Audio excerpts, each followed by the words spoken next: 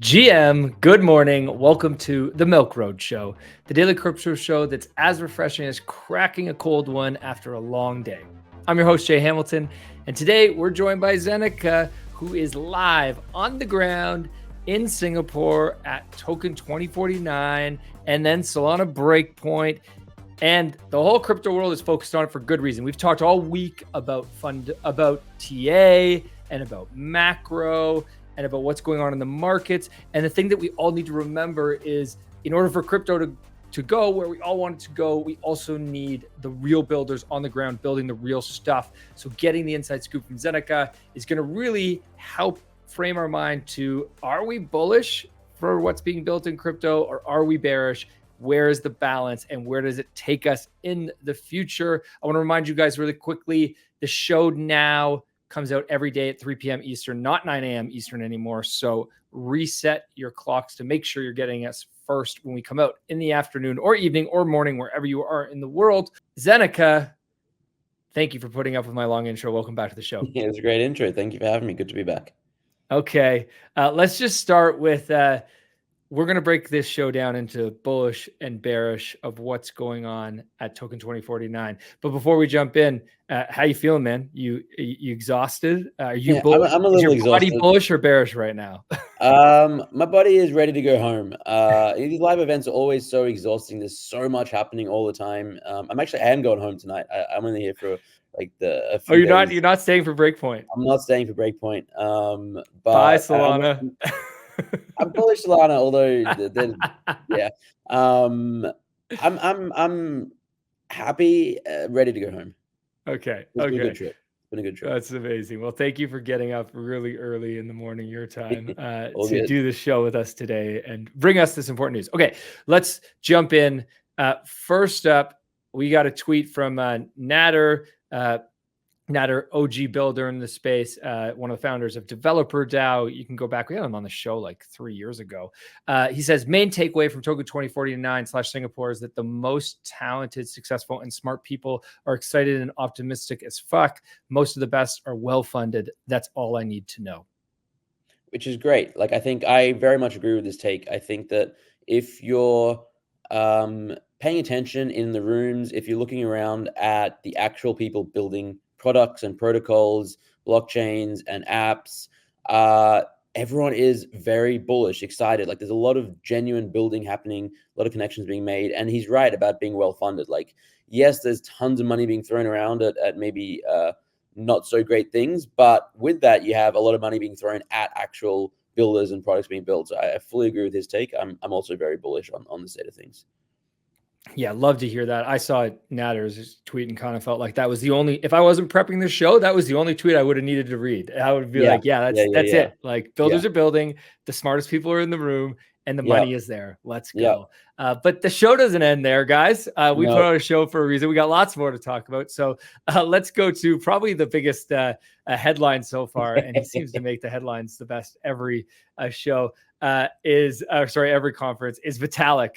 Vitalik got on stage and he sung a song. He serenaded the audience. So I wasn't there, but I had friends that were there. I heard about it right afterwards. And basically, he had like a 20-minute talk, and he was talking about how one of the inspirations for Ethereum was this movie called Castle in the Sky, this Studio Ghibli Japanese anime film. And then I don't know how or why he did this, but then he just sung the theme song to it. And for like 20-25 seconds, he was on stage singing.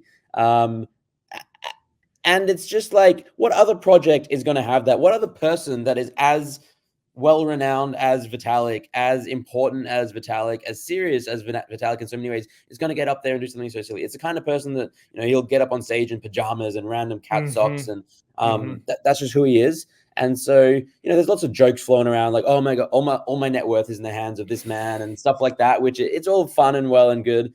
But he hasn't changed a bit. Like, this is who he was 5 years ago. It's not like he's doing something completely random. It's not like, oh my God, he's on some drug-fueled bender and look what he's doing now. No, this is Vitalik. This is the Vitalik we know and love. He's a little bit awkward. He's a little bit geeky, a little bit nerdy, a little bit whatever. But a little bit, a lot. okay, yeah, He's a maybe a lot. little more than a little bit, but fearless He's as well. definitely Like not a who of little us bit is of going to get up on anything. He's stage not a little in bit of front of? anything. He's not a little bit of anything, but no, I mean But that actually makes me bullish personally.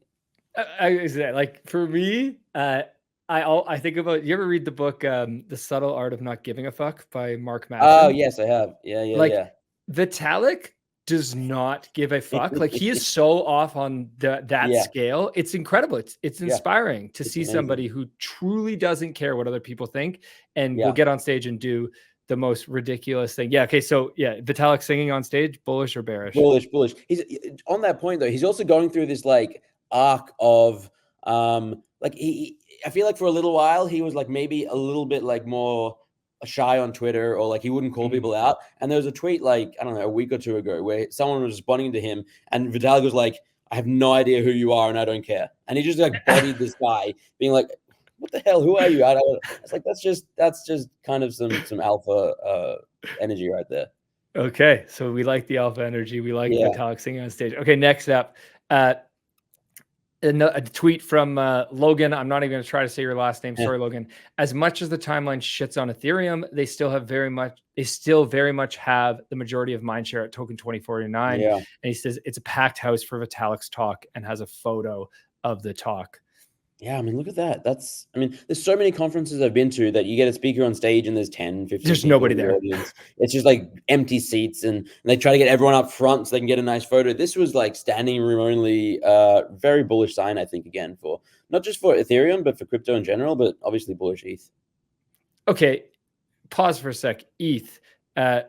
Bullish ETH in general. ETH's getting shit on across the timeline. So you got Vitalik on stage, bullish. You got a packed house, bullish. Not a lot of other bullish signs right now. Are you bullish? I'm extremely bullish. I mean, I've basically always been bullish ETH, but especially when like everyone is bearish on something, I think generally counter trading that is a good thing. Similarly, when like there's peak euphoria and everyone is max bullish on something, you want to take a step back and double think and think about maybe if you should be taking some profit or exiting, because it's when there's sort of like that consensus among everyone in the crypto space. That's usually not a good thing. Like people are just like sheep following the party lines or the talking points. And I think that it's popular to be shitting on ETH at the moment. It seems like everyone seems to be doing it, and that just makes me even more bullish. Like the fundamentals haven't changed. Actually, the fundamentals have gotten better, so they have changed. They just keep getting better and better and better. Apps are getting better, onboarding is getting better, the ability to transact seamlessly across L2s is getting better, and there's so much stuff I hear about. Someone was telling me about this new thing where I can't remember exactly what it was called, but it's like abstracting balances across L2s. So if you have some USDT on Arbitrum and some USDT on Optimism and on Base, instead of having to transfer between all of them, you just have this one wallet that controls all of that amount of fun, that amount of money. And I think that is such a quality of life improvement that, you know, once we get stuff like that and better wallets and all this kind of stuff that is definitely coming, it's just going to be so much better. And this whole, oh my God, there's too many L2s cannibalizing one another narrative will disappear. And they'll just be like, oh yeah, it's just ETH. It's just transacting on chain. It's just there and it just works behind the scenes.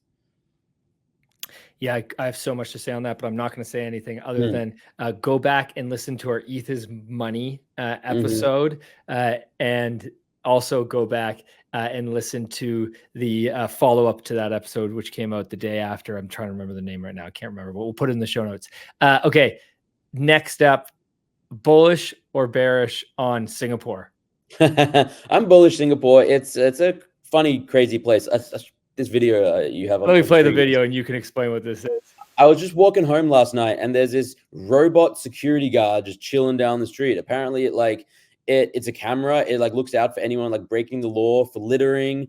So it's very much like, you know, we talk about crypto and decentralization and escaping from the government. It's very much like a nanny state here in Singapore. Like they're very controlling of everything. Everything is government regulated, which a lot of crypto people won't love, and it has its downsides. But the plus sides are it's incredibly safe, incredibly clean, incredibly well organized and put together. And yeah, it's a cool city. I had a friend who came here and it was his first time in Asia, and he's come all the way from Canada. And I told, and he's like, it's not quite what I expected. And I'm like, yeah, this is white people Asia. Like Singapore is just like, it is this Yeah, Singapore is it's not Asia. Go to Southeast like Asia. I'm That's from India, Asia. and you come to India Yeah, and it's go like to India. absolute Like, chaos, culture shock. In Singapore or like Hong Kong, for instance, it's a little more tame and laid back than a lot of other parts of Asia.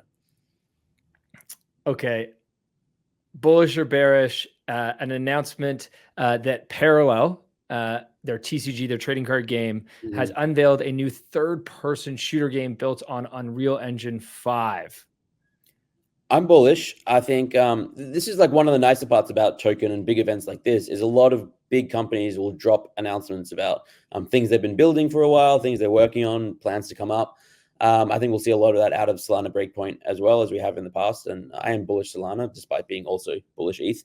But this is Parallel I've been bullish on for a very long time. I think they're a really smart, well put together team. They build great products. Parallel, the trading card game, has been gaining a lot of attention and adoption in the last few months, especially.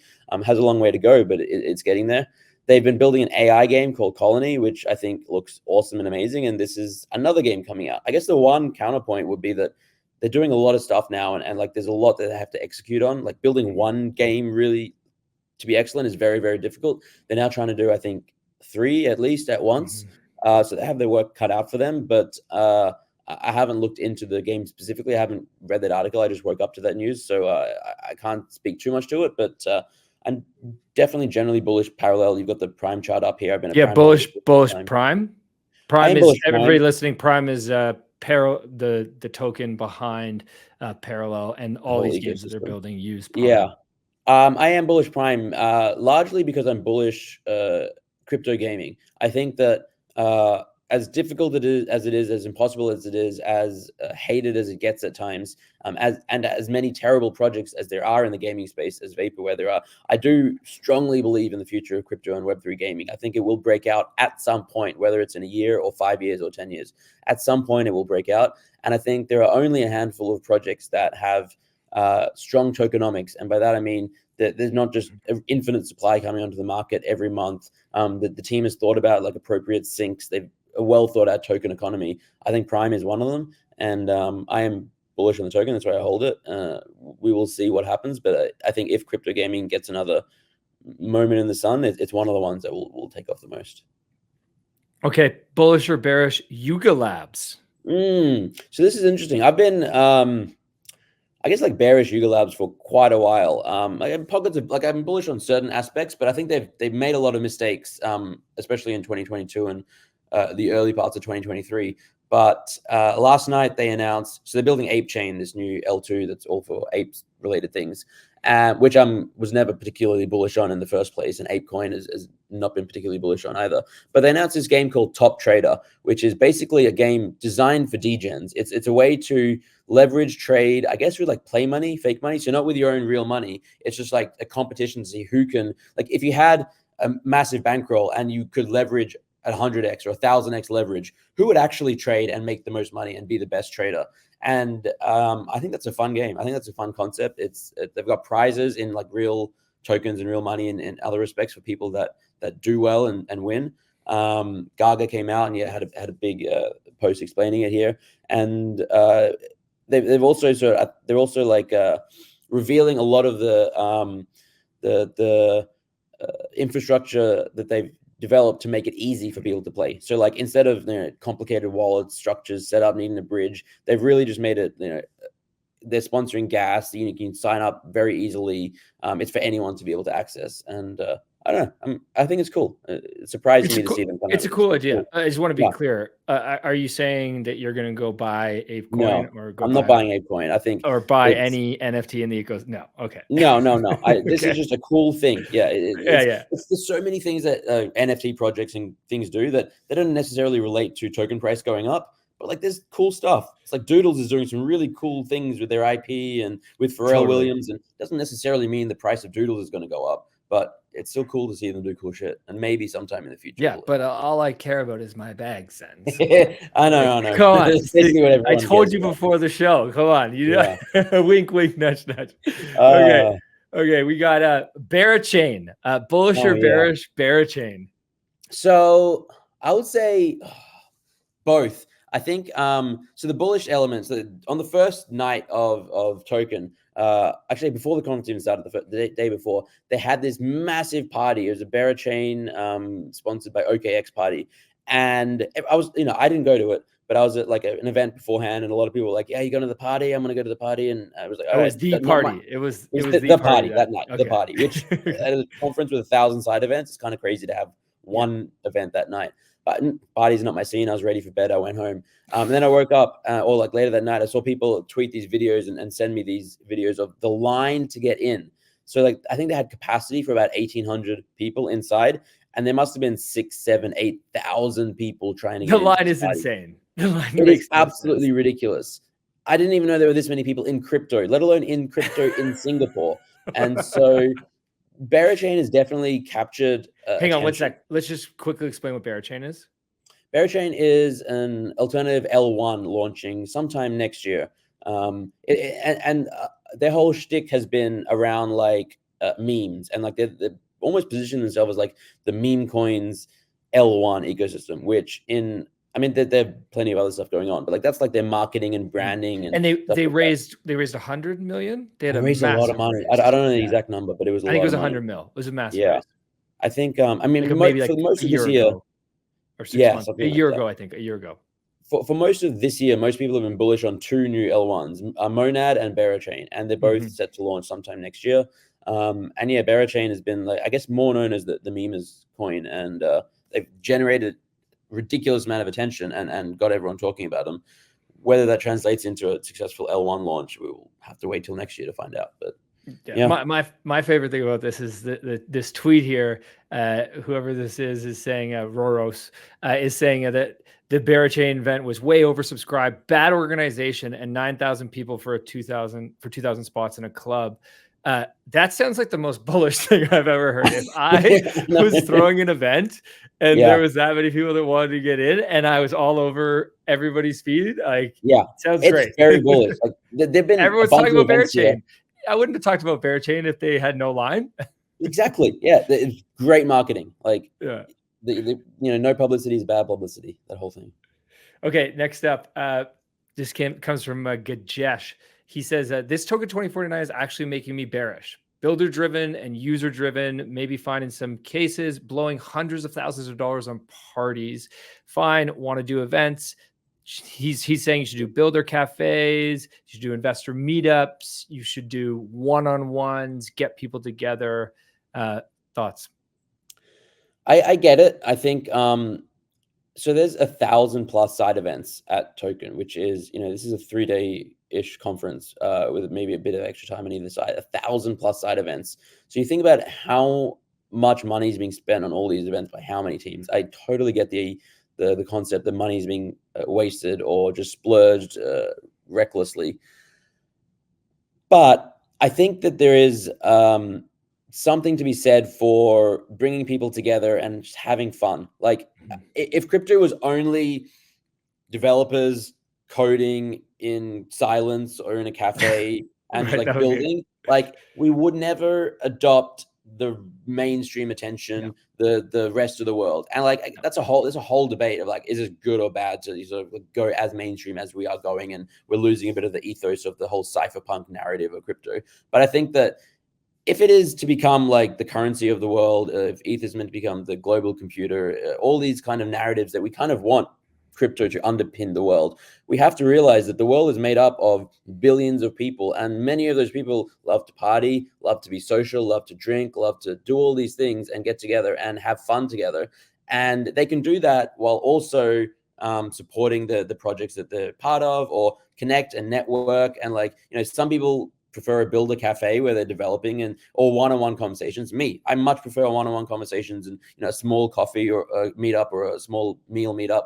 Some people prefer big parties and connecting, taking shots on a dance floor. Some people prefer meeting 50 people a night in a packed room and talking loudly. Like that's just how other people operate. And I think that we have those smaller events, and we have like hackathons, and we have dev conferences, and we have, even within Token, we have a much smaller meetups, and people are making their own of it.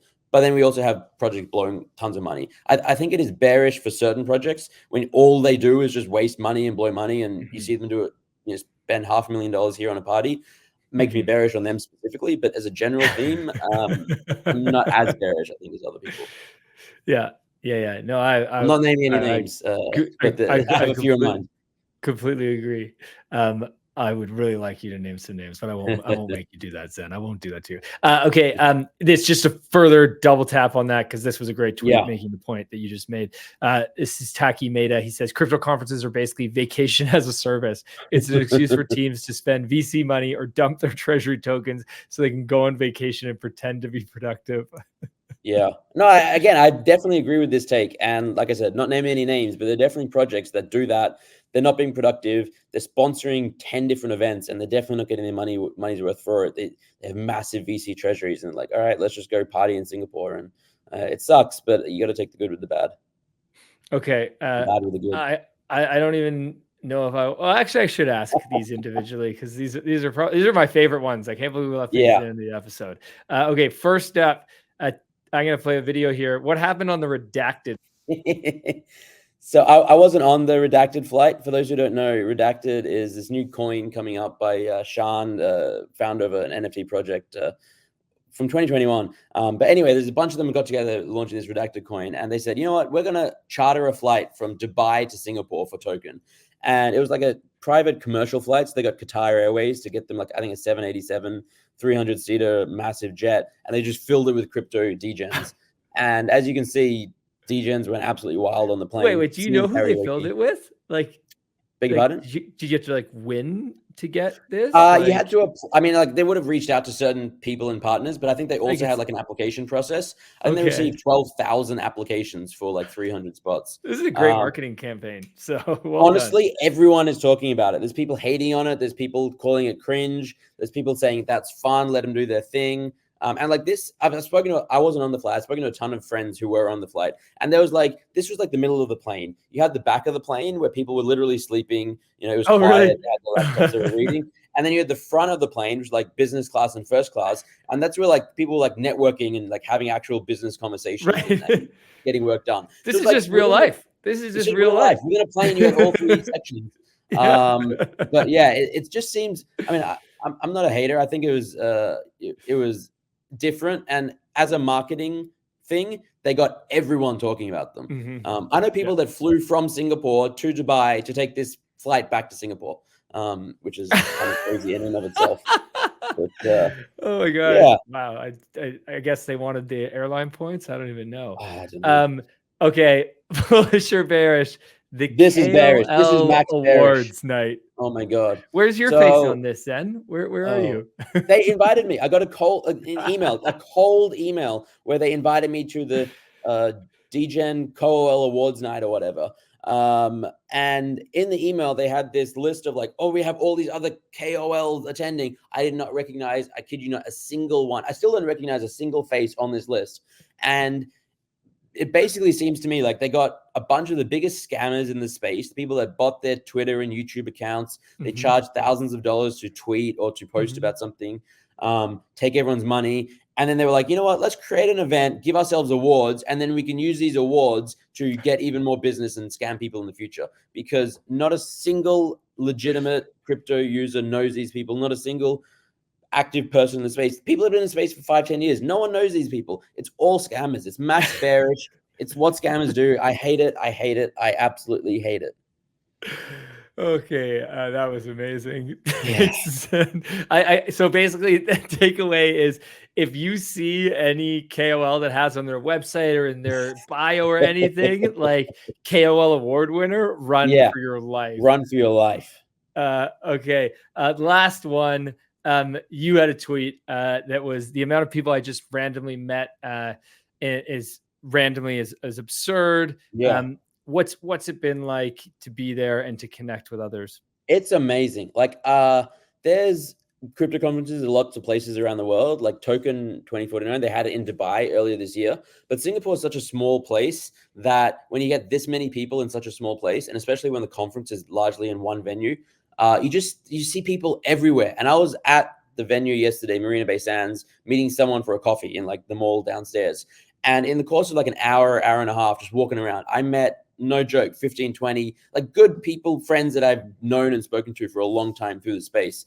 And that to me just sums up like the best part of these conferences. It's getting to connect and see people that you've, just spoken with in Twitter DMs or haven't seen for 2 years. And it's kind of like a school reunion in so many ways and in the best of ways. And like you can take away all the noise and all the other BS and stuff, but there's real value in getting to like meet people face to face, and especially friends or like people that you've spoken to a lot. Grab a quick coffee or just have a 10-minute conversation and just like keep those relationships alive and just have fun with people. It's really, really cool. I've met so many people. And this was the craziest story. He just showed a picture on screen of NFT stats. Sam, I tweeted at this chart yesterday of like the 4-year cycles and how, ETH was following it. And we got like 15 days to go until the bull market begins. And he asked me a question like, what's the y-axis? Because it was just a screenshot. And I'm looking at it and like I look up and he's walking towards me. And I'm like on some random street in Singapore, two streets away from my hotel, not even at the conference. And like that to me just sums up the closeness of these events. And it was just awesome to see him and just hang out. And yeah. Cool I want to find I wish this is where I need to be able to quickly use ChatGPT to find like the quote from Bezos attending or Mark Cuban attending early internet conferences and making the point, which is exactly what you're making now, is like if you go to these conferences, you can rub shoulders with the Bezos. And then yes, I know that quote. And this is how it's all going to happen, right? Yeah. And like you nailed it when you said like if you're there, you bump into all these people. And look, if you're listening to this and you don't know anybody in this space, and maybe you're not a incredibly successful influencer like Zeneca is, then don't worry, just go. Hey, I never got a KOL award. All right, so exactly like you were saying, don't worry, just go and meet people. I think it's so many people make the mistake of not going. Like, go to one conference a year. Like, I really believe it's so important. Even if you're not a builder, even if you're not a founder, like, just go. On that note, I'm going to be at Permissionless. So anybody out there who wants to go to meet myself, I'll be there. Kyle will be there. A bunch of us will be there. I'll actually throw a link in the show notes if you want to get tickets. This was not me trying to do a promo or anything, but we'll be there. Zen, let's wrap with overall bullish, bearish. I'm bullish. Overall, very bullish. Like there's a lot of money wasting going on and a lot of chaos and a lot of maybe cringe stuff. But ultimately, it's thousands, maybe even tens of thousands of people. The amount of people here are crazy. Really? All coalescing around crypto. Like you don't come here if you're bearish crypto. You come here because you're bullish and you love the space and you're excited for it.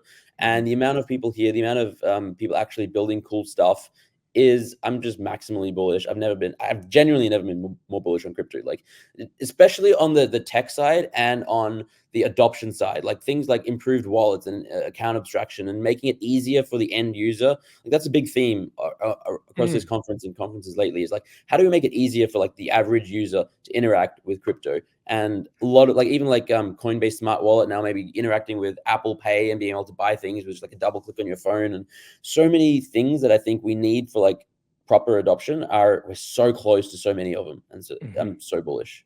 Fuck yeah. Zen, thanks so much for joining today. Everybody listening in, I want to know if you guys are at TOKEN2049 or at Breakpoint. Throw a comment in the show links, or if you're going to any future conferences, let us know which conferences you're going to so that we know which ones we should keep you guys updated on. As always, thanks for listening, and everybody have a wicked awesome weekend. Thank you so much. As always, if you liked today's episode, please hit subscribe and make sure you follow us so you don't miss out on the next one. There's also a link in the description to our free 5-minute daily newsletter where we simplify crypto for you while making you laugh. And if you're willing to step up your crypto investing game, we're going to also leave a link for Milk Road Pro. You get access to our portfolio where you can see exactly what we are buying. This is your #1 resource to help you invest successfully in crypto. One final note, this show is for educational purposes only, and nothing we say is financial advice. Investing in crypto or any asset is risky, and you should never invest more than you can afford to lose. Thanks so much for listening in, my friends. Have a wicked awesome day.